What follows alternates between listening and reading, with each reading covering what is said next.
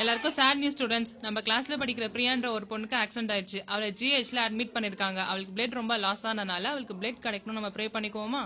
எல்லாரும் ப்ரே பண்ணுங்க.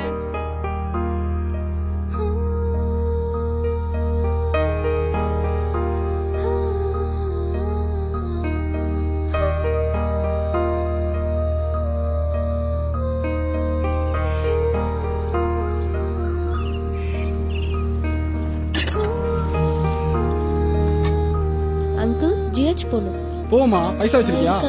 சரி உட்கார் போலாம். Vidhula present miss. Renuka Devi present miss. Ritika Ritika கல்ல ரித்திகா பாத்தனே, எங்க ரித்திகா? தெரியல மிஸ்.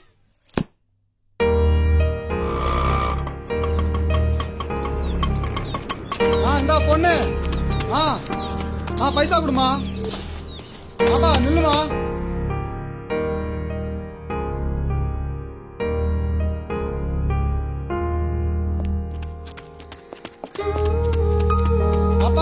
இல்லமா ஒன்னதான்.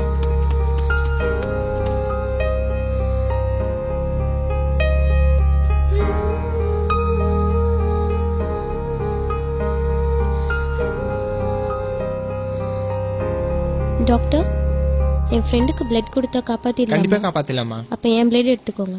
இல்லம்மா, 18 வயசு மேல தர முடியும். அப்ப உங்க வயசு என்ன? 28மா. அப்ப நீங்க கொடுங்க. இல்லம்மா, இந்த பொண்ணு ஏபி தான் கொடுக்க முடியும்.